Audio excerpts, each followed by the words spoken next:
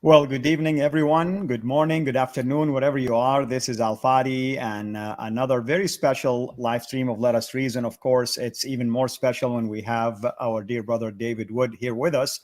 And I know many of you have indicated that you've missed watching him, at least periodically, but he's been active. And I don't know if you guys been receiving any notifications, but he has been going at it and doing a lot of wonderful videos as always.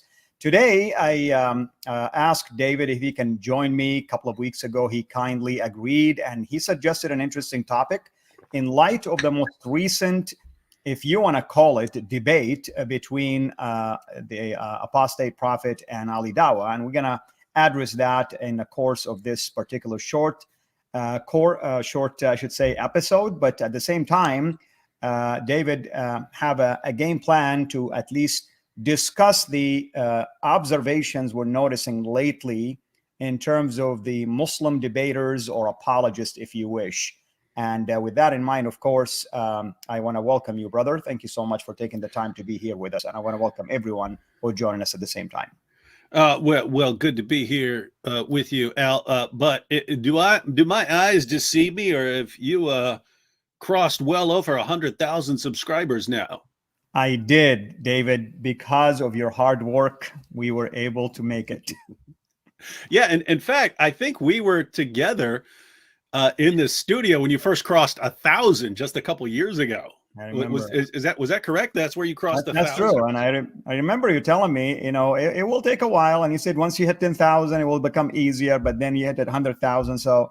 And you gave me a lot of advice, so I'm really thankful for the advice and the tips you gave us. And now 100,000, so that is huge. Yeah. That's huge. That's cool. Yeah. Awesome. Congratulations. Good work. All right. So the Dawah Civil War. Have you noticed a little civil war going on there? Oh, absolutely, David. I mean, you shared some videos with me from some of the Muslims, and my goodness, man, they are going at Ali Dawah in a vicious way. And it's they're going back and forth. So you've got Ali Dawah and Muhammad Hijab and so on one side. You've got Sajid, Lipim, and some others on that side. But then you also have smaller YouTubers, people with smaller followings on YouTube, and they're picking sides, either for the Ali Dawah camp or for the Sajid camp, or saying, hey, guys, this is embarrassing that you guys are having this dispute. Can you just, come together and sweep all this under the rug? So you have people making videos on those issues. But then you have, Twitter battle going on and so on. And so it's looking messy. And it's just getting started. And I mean, can you imagine? Could there be worse timing right now? Could there be worse timing? I don't know if you've noticed, but there's already this thing they've got going on called the avalanche of apostasy. I mean, that was already going on, right? Right. Are you familiar with this? The avalanche of apostasy? Yeah, of course. So this has been going on for a while. And before I had ever known you're talking back in 2006, 2007, 2008, it was very popular to say no one leaves Islam. And if you claimed to be an ex-Muslim, they would say you're a liar, you were never a Muslim, you're a Jew, or something like that, right? That was very, very common. Pretty recently, you're talking a decade and a half ago, that was still common. And about 5 years ago, they started talking. You started hearing more and more, not just about that Muslim who left Islam or that Muslim who left Islam, but you started hearing about massive numbers of Muslims leaving Islam, even in Muslim countries. And Ali Dawah just a couple of years ago posted something saying 100,000 Muslims are leaving Islam every year. And this is an appeal to, support your da'is like him. But what's amazing is that was one, that statistic is already several years old now, but two, that was just America, right? That statistic right. was just for, and this is several years ago. And this statistic was 100,000 Muslims per year leaving Islam in the United States. So there's that, there's where we get this avalanche of apostasy phrase, where one Muslim speaker was saying, if we don't do something about this, it's going to become an avalanche, and our community is not going to be able to stand up under what's coming at us, all of this apostasy. We had another Muslim speaker say that the latest statistic, and again, this is from a couple of years ago, was that 24% of Muslim youth are leaving Islam. We had another Muslim speaker say that there are actually, the estimate is that there are, I think he said around 5% of Muslims in Muslim countries are closet atheists. So you're talking 5% of Muslims in countries with millions and millions of people, sometimes hundreds of millions of people. And he's saying 5% are actually atheists, and they're keeping it a secret. Then more recently, we had a Muslim speaker saying that that he has personally met hundreds, just in him going around in mosques and so on, he has personally met hundreds of young Muslims who were leading prayers. They're people who've memorized the Quran, and yet they confess to him in private that they don't believe in Islam anymore. And Wow. they're just living, they're continuing to live as Muslims in madrasa and everything else, even though they don't believe in it. And they're asking what to do, because they're worried about, you know, what their parents will do and things like that. And so, you know, that's this guy saying that he's met hundreds of Muslims. Just, you know, and you have to wonder how many more hasn't he met, because he doesn't know most. He hasn't been to most mosques in the world. Sure. And so you've got that. And when I posted a video, I posted where I'd gotten a couple of comments from Muslims who left Islam and then continued pretending to be Muslims. And so I shared just a couple of those. I covered their names and so on, but I shared that to verify what this Muslim speaker was saying about people continuing to live as Muslims. And then I started getting tons of comments saying, that's exactly what I'm going through right now. I'm continuing to live as a Muslim. That is fascinating. And so that's already going on. That's the background of what's happening, because what this does is, now there's this state of panic in the Muslim world, and we can understand it, because, you know, Christians know what it's like to see people leave Christianity and so on. We know what it's like for parents to see their kids go off to college or something like that and no longer believe in Christianity. And so people will say, but people leave Christianity too. It's a different situation, right? Islam, according to its sources, is supposed to expand and expand and expand until it takes over the world. It conquers the world and subjugates everyone else. That's what's supposed to be the case, according to Islam's most trusted sources. If you're a Muslim right now, you have to be thinking, when is that going to happen? If we're losing ground and people are leaving Islam left, see, there's nothing in Christianity that tells us to go out that we're supposed to subjugate the world. Right. There's things about, hey, we're going to be totally outnumbered, we're going to be persecuted. So nothing that's happening is in any sort of conflict with that.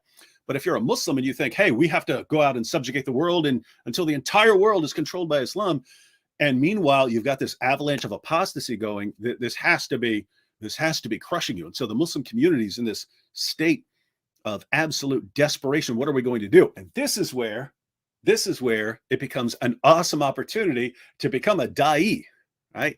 If you could put yourself forward as the solution to this problem. Hey, everyone, people are leaving Islam like crazy. Your kids are leaving Islam. Everyone's leaving Islam. But if you support my dawah, then I'll save your kids and I'll save the community and so on. And then we'll do something about this avalanche of apostasy. So this is an awesome time to put yourself forward as the new champion of Islam, especially with the rise of the internet, because now anyone can do it. Anyone can jump online. What you have is, we have to back up a little here, because if you, and I'm sure you're familiar with this, but if you go back, you know, even 15 years, 20 years and so on, the people who were put forward as the champions of Islam were like Ahmed Deedat and Zakir Naik and so on. As far as the people who are really popular, the people who were being put forward on college campuses and so on in the United States, because this is when I started dealing with this issue, I'd see who showed up. The people who were put forward as the champions of Islam were these well-spoken, eloquent, calm, nice, very well-spoken individuals who were showing you, the student, that Islam is not like what you see in the media. It's actually peaceful, it's tolerant, it supports human rights and women's rights, and Muhammad was a feminist and all these other things. And they put forward these incredibly nice, well-presented people to support Islam. And there were people like me thinking, I have Muslim friends and I know other Muslims, and they don't seem like that. A lot of them seem more aggressive, and there are lots of people out there who are angry. So why aren't these guys ever represented? Why do these guys look like businessmen when they show up to support Islam? Why do they look like bankers and so on? They don't look like what most Muslims would think of as their champions and so on. But with the rise of the internet, Muslims could bypass the organizations, the Muslim organizations and Muslim schools that were carefully handpicking people who were good for reaching a Western audience. Now, a Muslim could just jump on YouTube, start preaching, start making fun of the unbelievers, and get a massive following. So you could get some people who are far more popular than anyone who's going the older route, where you had to, they would want you to spend years training and learning about Islam so you don't make dumb mistakes, learning how to present Islam under fire and you don't make dumb mistakes and say something stupid. So they were handcrafting people back in the day. Muslim organizations and Dawah centers were handcrafting the next champions of Islam. And then all of a sudden the internet gets here and anyone can jump forward and build up a following and become more popular than those guys. And so this is how you get your Ali Dawahs and your Muhammad hijabs and what you have. And I've been saying this for years, that sometimes the people who will do well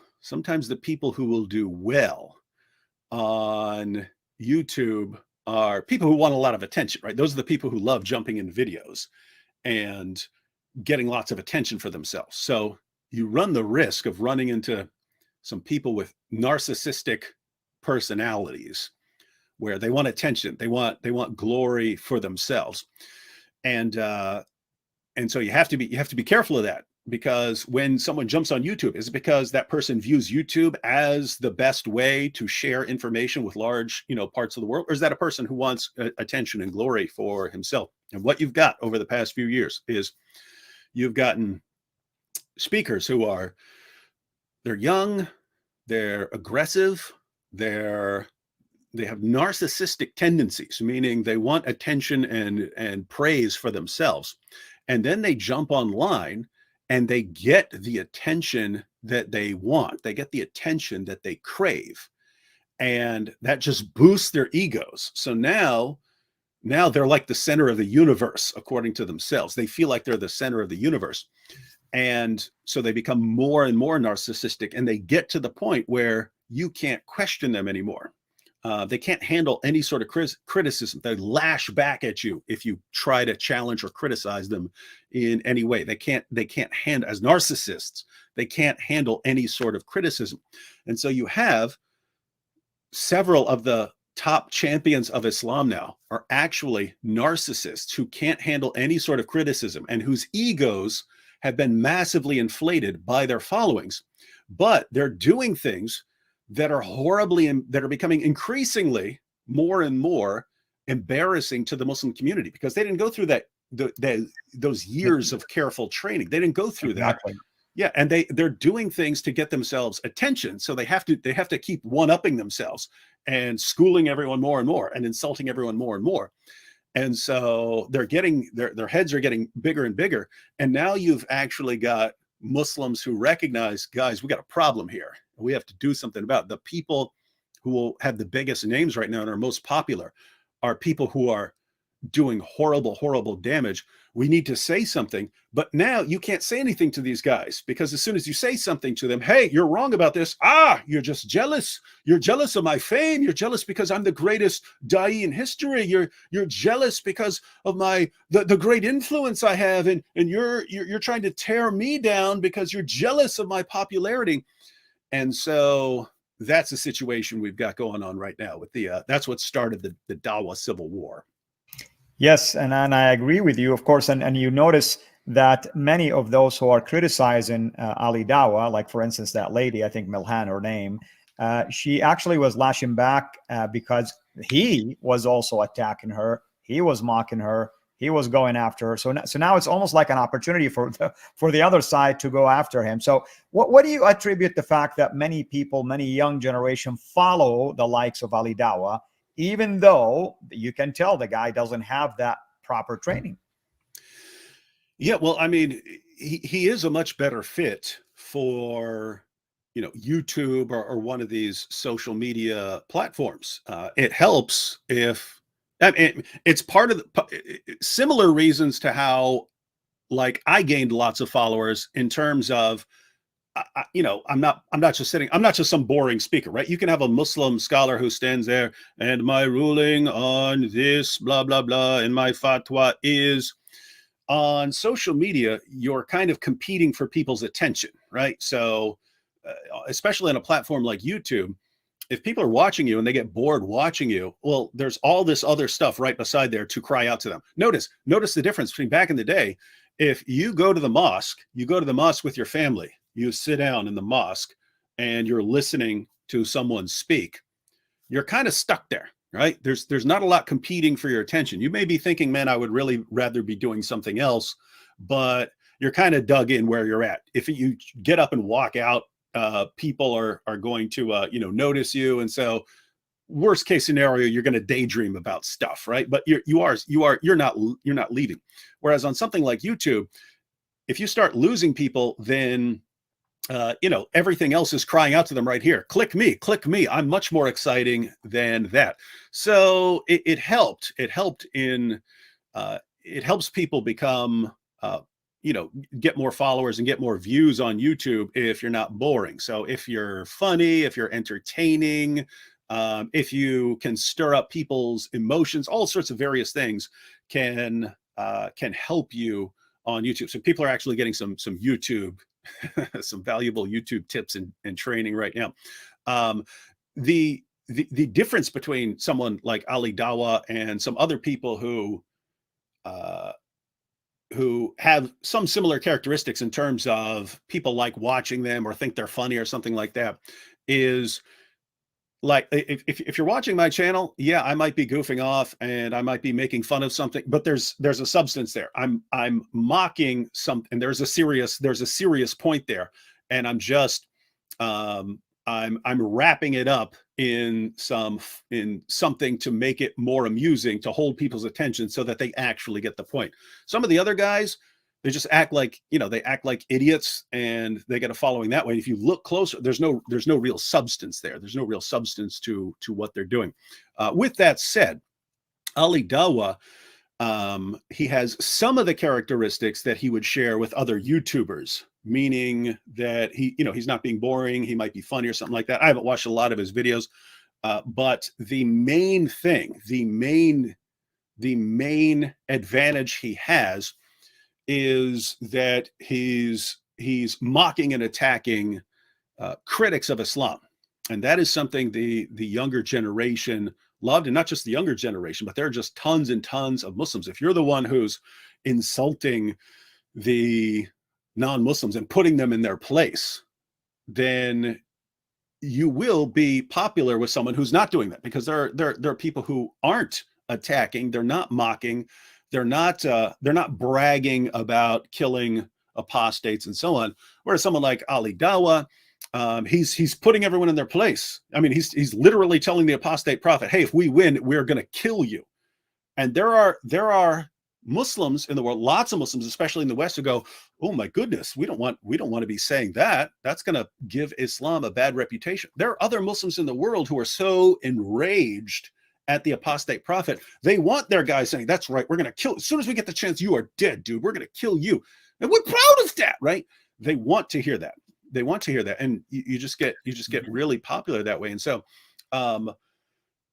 people like Muhammad Hijab, Ali Dawah, they basically came in at exactly the right time when people are in a panic mode. They're looking for who their new champions are going to be, and these guys put themselves forward. We're the ones who are going to save you. We're going to show you who's strong. We're going to show you that everyone else is weak, and we're so strong. We're so mighty. we're so great. We're gonna save Islam by our strength and our power and our insults and putting down all these people. And well, you get a pretty big following. You get a pretty big following like that, but now it's just becoming an embarrassment because people are starting to catch on that all these guys are doing is insulting, and that's what sort of led into the debate with the apostate prophet, where Ali Dawah's fans are thinking, "Oh, okay, cool. We're finally going to get a debate with Ali Dawah." I don't know if he's ever debated before, but hey, we're finally going to get to see Ali Dawah destroy the apostate prophet. And all he did was act like an idiot the entire time. He did indeed. And to be honest with you, I didn't think he was taking the whole thing seriously. I mean, he was looking at his phone, eating grapes, interrupting apostate prophet. So tell us a little bit more about your assessment of what happened, technically speaking, that led to all of this. Yeah, I only watched. I don't know how long exactly I watched. Maybe an hour since when AP started. When AP started the thing, I watched for maybe an hour or so. But I know when people started talking about grapes, I hadn't seen that, so I stopped at some point before the grapes, and it was really because okay, there's nothing here. It's just becoming an insult fest, and that's not on AP. AP was completely willing to have a discussion. It just became clear that Ali Dawah wasn't interested in really anything except for what he normally does. And I mean, I expected that, okay, he's doing something to deceive here, because these guys, I have known Muslims in my life that I would trust with my life, right? Nabil, when he was a Muslim, I would have trusted him with my life. I would have trusted him with my children's lives. I would have trusted his parents with my children's lives. So this isn't about being a Muslim, but these particular guys, they don't believe that they have to honor any agreement with you. And I asked AP when we were talking about this, I said, have you ever been in a situation with these guys, the Ali Dawahs, the Muhammad Hijabs, where they weren't trying to deceive you? Have you been in an encounter, a public encounter with them, where they weren't trying to deceive you in some way? And he couldn't think of any. I couldn't think of any either. My first interaction with Muhammad Hijab was when we had a debate, and I was required, and we both agreed, we were both required to agree that there will be no going off topic, there will be no personal attacks, there will be, we were going to behave in a friendly manner the entire time. As soon as we get on stage, he breaks every agreement we made. I stick to the agreement, and the attitude afterwards is, haha, you fell for it. And that's the mentality, right? We got you. We tricked you. We deceived you. And then Muhammad Hijab wanted to debate the apostate prophet. Then he said he wasn't. And then AP shows up on someone else's show. And then all of a sudden, haha, Muhammad Hijab is here. And so it's like that with these guys, that they always have to deceive you in some way. They have to trick you. And so with Ali Dawah, the question was, is he doing more of the same, or is he finally going to actually have a normal, rational conversation with other people? And, the first thing you see is, apostate prophet, you're going to take the mubahala? Ha ha, I tricked you. You can't do the mubahala, ha ha, because you don't believe in God. Now, that's just silly and ridiculous, right? Because even though AP doesn't believe in God, AP can say, hey, I don't believe in God, but I could be wrong. So if I'm wrong, and your God does exist, and your God is the truth, and Muhammad's a true prophet, then I invite that curse upon me right now. So let's see if what your God does. Anyone can do that, right? So, I mean, keep in mind, when Muhammad did the mubahala, there were no atheists around. So you can't say, these are the rules for the atheists. There are no rules for an atheist. There weren't any atheists around. But it does make sense that someone can say, yes, I grant, if your God exists, then I invite him to do this. Right. But the whole thing was, I tricked you, you so dumb, blah, blah, blah. And it's like, wait, you invite him for mubahala, and then it was another trick. And it's like, that's all we get from you, is trying to trick other people and so on. So I was just, I didn't think it was going to be a big deal. I thought it was just, okay, it's going to be a joke. Let me get off here. I left it. And that's when I saw Muslims start posting, saying how horrible it was, and how Ali Dawah was causing problems and so on, and then started seeing the backlash of Ali Dawah's fans trying to shout them down and school them. And then he started getting the more serious responses from people like Sajid and Abdul Rahman, his friend, and they're actually much calmer. And keep in mind, guys, none of these guys like us. Right? I know, exactly. Yeah. I mean, they even mocked AP anyway. They said, I mean, they're not friends with him. But they Yeah. talk in a very polite, kind of like diplomatic fashion. Yeah. And it's so, but notice how manipulative the followers of people like Ali Dawah are, that as soon as you criticize Ali Dawah, they go, "Oh, you're siding with the kuffar, you're siding with the enemies of Islam." And so notice, I mean, according to Ali Dawah could run naked down the street like a crazy person. And if you criticize him, "Oh, you're siding with the enemies of Islam who are saying, wow, what an idiot," right? Because that's what we would say. If he started running down the streets naked, screaming, everyone convert to Islam, right? We'd say, what is this? This guy's an idiot. And then people like Sajid would say, "This is so embarrassing. What are you doing?" Right?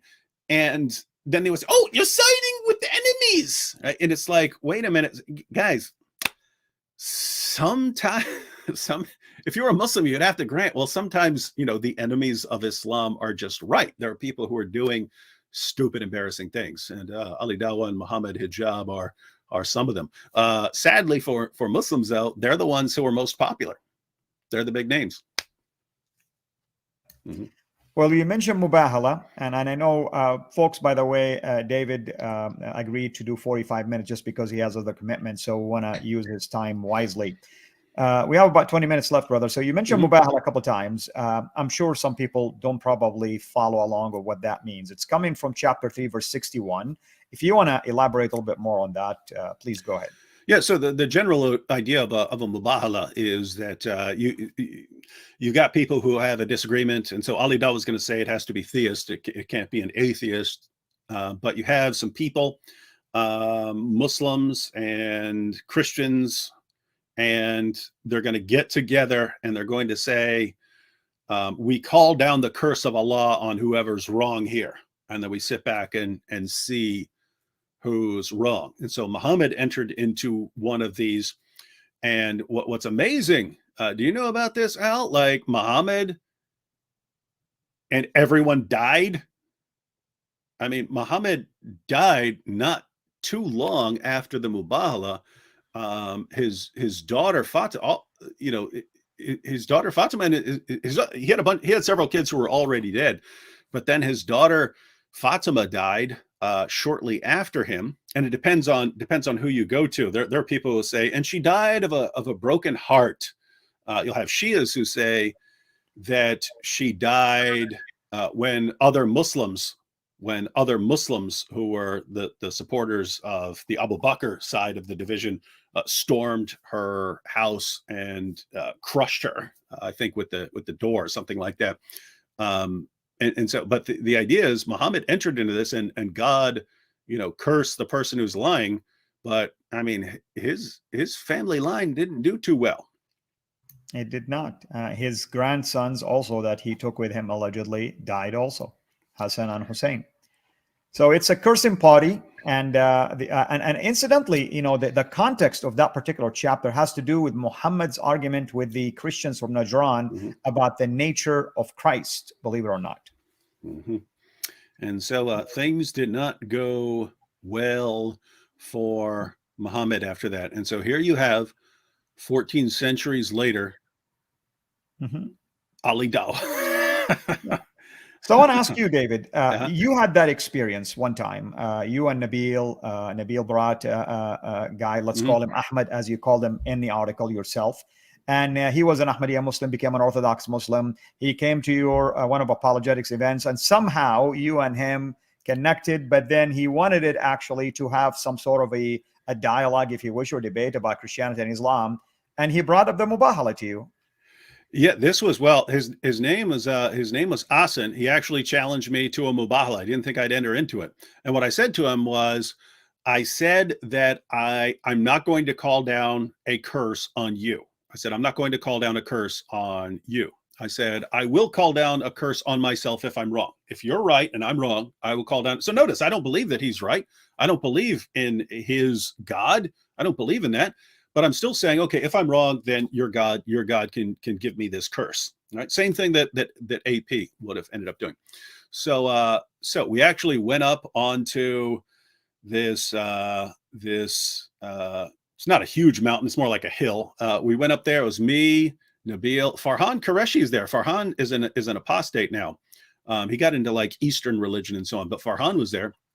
And then Asen, I'm not going to mention his last name. And so we entered into this contract and so on. I said, okay, if I'm wrong, then what we agreed to was, I said, if I'm wrong, then God will kill me within a year. And if I'm right and I'm speaking the truth, I pray that God will increase my ministry and help me to destroy Islam. Amen to that, brother. And so that was the agreement. Anyway, not long after that, I got a message from Asen, and he was saying that he's backing out of the Mubahala. He's backing out of the Mubahala. So everything that he called down upon himself, he's backing out just because a bunch of not terribly bad things, but little bad things. And then he started getting like anxiety attacks or something like that. And so he said he's backing out. And I said, no problem, I'll stay. I'll stay under the Mubahala. I'll stay under my agreement. But he backed out, David, because he didn't want to acknowledge defeat. Let's say he reinterpreted what was going on. Yeah, and he basically said, "Hey, I'm." His reasoning was, which he had to justify in order to get out of that. His reasoning was, he said, "I'm not actually qualified to do something like this. I'm not in the position of a leader to do something like this, and so I'm backing out." And so he went ahead and backed out, and yep, here we are. Years. And what's amazing is no one knew who I was back then. No one had any clue who I was back then. And it's just funny that I've got it somewhere. I could pull out the Mubahala contract. I actually like gouged myself and signed it in blood and stuff like that to show that I wasn't scared of what was going to happen.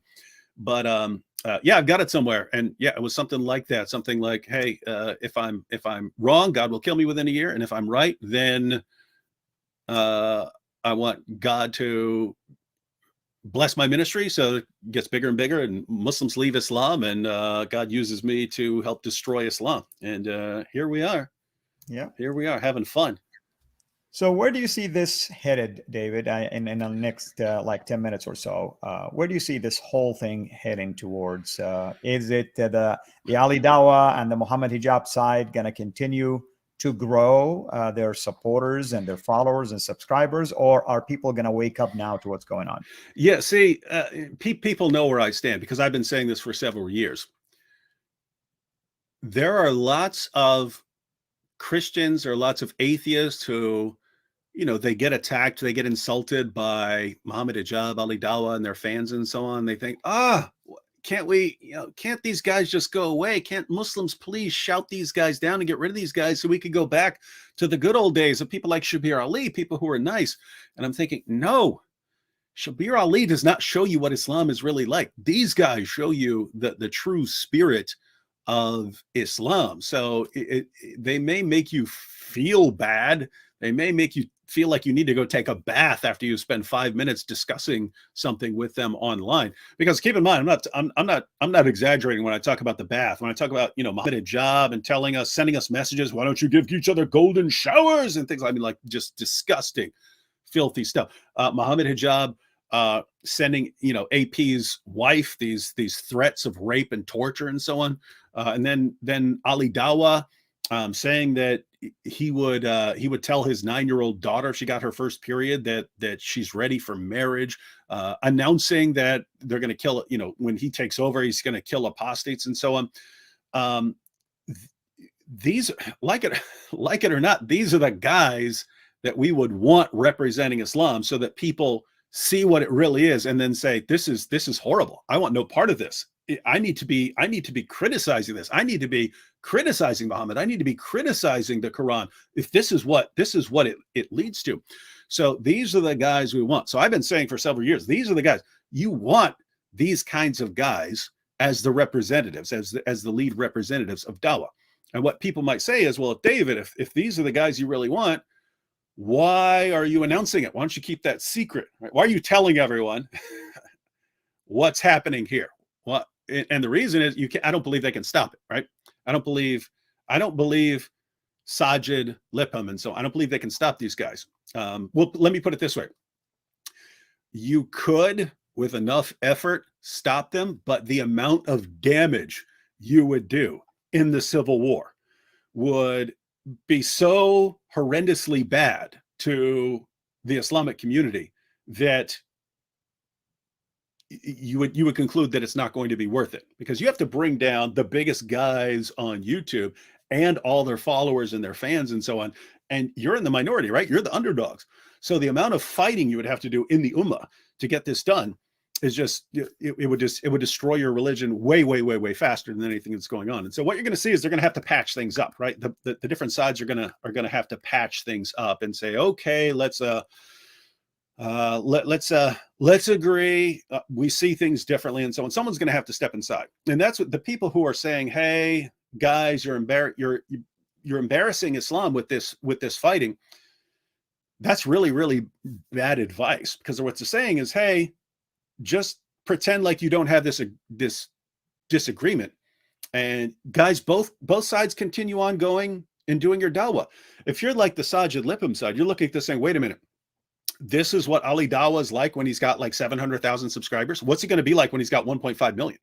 What's he going to be like if he has 5 million? It's kind of like, if I don't do something to stop this mess now, I'll never have an opportunity to stop it again." So the people are saying, "Oh, stop disagreeing. It's becoming an embarrassment, this infighting, this civil war, this bickering in the Muslim community."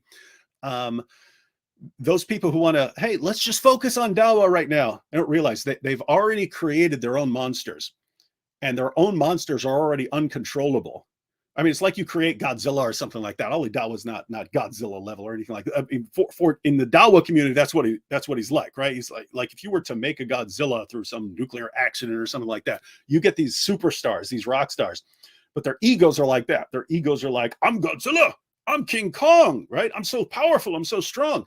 And you can't, if you can't stop these guys now, if they can overwhelm you now, what are they going to be like 3-4 years from now? They're going to be totally unstoppable. They're going to be doing even worse stuff. They're not going to get more calm and wiser as they become more popular. It's going to become way more of a disaster as their popularity grows. And so if you're Sajid, you're thinking, wow, I need to do something about this now. And if you're Hijab and Ali Dawah, you're thinking, who are you? I will crush you. I will crush you. You're no match for me. And you have the other people who are going, this is really bad. And then you've got me going, wow, what awesome timing here. You got the avalanche of apostasy, and you guys are destroying yourselves instead of doing something about it. This is really awesome. But you know what I've noticed, Al? I've noticed what the key, I should make a video about this, but I've spotted the key difference between these guys, because you've got Sunnis and Shias. That has nothing to do with this dispute right now. You have, within Sunni Islam, you have these different sects. You have the Salafis and so on. That's not what this is about. The main divide right now that's leading to this civil war is Muslims are supposed to love Allah and Muhammad and the Quran. They're supposed to love those things. They're supposed to love Allah, Muhammad, the Quran, and their fellow Muslims. And they're supposed to hate the enemies of Allah. So people like us. They're supposed to love these things and hate these things over here. Well, you've got some Muslims who love Allah and Muhammad and the Quran more than they hate us. But you have other Muslims who hate us. They hate me. They hate you. They hate the apostate prophet. They hate us more than they love Allah and Muhammad. And when you are fueled primarily by your hatred of people you regard as your enemies, then you're in all kinds of trouble. Now, by the way, who do you think I'm talking about? Who are the people who hate us more than they love Allah? That's obviously the Ali Dawah, the Muhammad Hijab side. Yeah, and the people like Sajid and his buddy Abdul Rahman and everyone on their side, they're the people who they still hate us. They just love Allah more than they hate us, right? And so if you're looking at what's going on, right, Ali Dawah will come out and call the apostate prophet a name, knowing as soon as he calls the apostate prophet a name, the apostate prophet is going to call Muhammad a name. And Ali Dawah, in his mind, well, it was worth it because I called him a name. And if you're Sajid, you're saying, who do you think this guy is that you think it's so important that you insult him that you think it's worth it if he insults Muhammad back? Keep in mind, AP was not going to toss out random name calling to Muhammad till Ali Dawah starts with the name calling.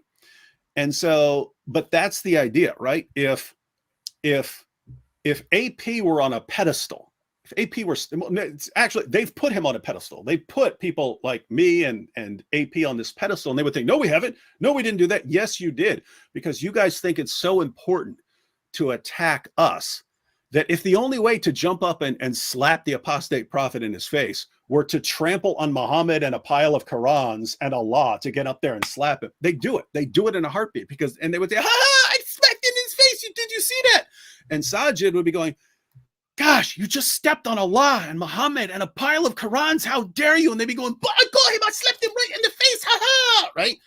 And they don't get it. And so that's the situation they're in right now, that the people like Ali Dawah, it's, hey, I'm humiliating them. I'm humiliating them. I'm telling them that they're going to kill them. Ha ha. I'm saying that they're stupid. And these other guys are saying, what's the cost? And that's the amazing thing. You see, you know, at the end of the day, I'm inconsequential. Christianity doesn't stand or fall with D. Wood, doesn't stand or fall with UL. Atheism doesn't stand or fall with the apostate prophet. We are inconsequential. And if God wanted to take me and you out of the picture right now, God could replace us with better people. Like, there are people who are really, really sad. How could God let Nabil die? I didn't want Nabil to die, but I had to tell these people, God could raise up 1,000 Nabil Qureishis right now. If God does, you know, if God's all worried and he doesn't know, and he doesn't have a plan, God could raise up 1,000 Nabil Qureishis in a heartbeat. This is not, we're not in danger right now from losing this guy or that guy. When Muhammad and the Quran go under the bus, Islam's in trouble, because Islam stands upon them, right? So here's this situation. We've got all these da'is right now, and they're blasting away at me. They're blasting away at you. They're blasting away at AP. They're hurling insults at us. And in the long run, it doesn't really matter, because we're replaceable. Whereas we're blasting away at the foundations of Islam. And so keep in mind, if 2 years from now we all disappear and other people take, if they like humiliated us into submission, if Ali Dawah just insulted us so much that we said, I can't take the insults anymore, I'm out of here. Well, if he was successful at that, then guess what? We've already done massive damage to the foundations of Islam. And even if he had total victory over us, it's irrelevant. It's irrelevant, because more people are going to come along. And so that's what these guys don't get. That's what the Ali Dawahs don't get. You know, it's I'll just I can finish with this here. Idolatry isn't just making false gods. It's making false devils as well, right? And what these guys have done is they've set up these, you know, these false devils on pedestals that, oh, if I just get them, if I just get the devil, oh, ha, I will have saved my religion. And they don't get it. And it's, I mean, you know, on the one hand, it's kind of sad to watch, because it's sad that people think like this, that, hey, if I just heap enough threats on people, if I just heap enough abuse on people attacking their wives, I will save my religion. It's like insane and idiotic. But given the people and how they act, people like Ali Dawah and Muhammad, you kind of have to sit back and grab some popcorn and say, I'm going to enjoy watching your ideology fall, because it produces stuff like this. Yes, I agree. Well, brother, I know your time is up. I mean, it's exciting to have you, of course. People are enjoying, of course, this conversation. I hope to have you back again.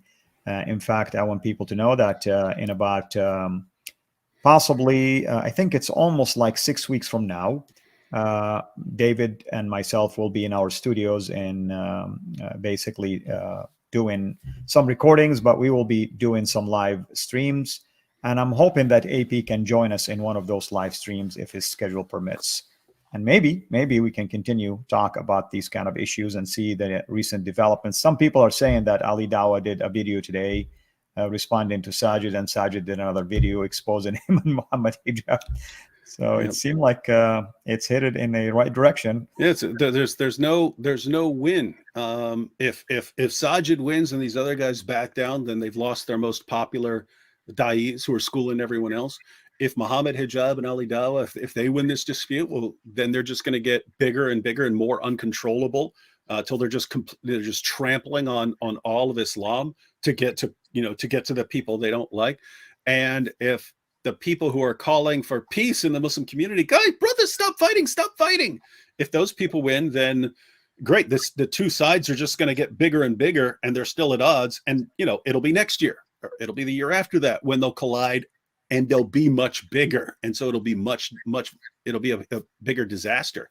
And so, gosh, look at the timing. All right here in the midst of you know what it's like. It's like you're at the bottom of a mountain, and there's this mountain, and there's this avalanche starting, and you see all this snow pouring down at you. It's about to bury you, and you're sitting there with a couple of your friends, and you're like, "Hey, there's an avalanche coming towards us. Let's all beat the crap out of each other." And you all start hitting each other. It's like, are you nuts? Are you crazy? That's what they're doing. And welcome to Islam. Amen. Glory to God, brother. He is, at the end of the day, he's victorious, and we are victorious in him. Well, brother, thank you so much. I appreciate you taking the time to do so. And I am going just maybe to finish up in a few more minutes here, but I don't want to hold you up, obviously. But I'll see you also in about 10 days from now at the conference. And I look forward to spending more time with you, brother. All right. Thank you so much. All right. God's peace with you. And everyone, I will be with you for a few more minutes, guys, and we will continue our talk about upcoming events. All righty. So, but David, before you just leave, any new projects that you'll be doing for people to know, like videos and things that you'll be publishing soon? Oh, they'll see. They'll see. Okay. They'll see. That's awesome. I got some cool stuff coming up. That's cool. Yep. All right, brother. Well, all right. I will see you, my man. Take care. And I will be in touch, of course, pretty soon here.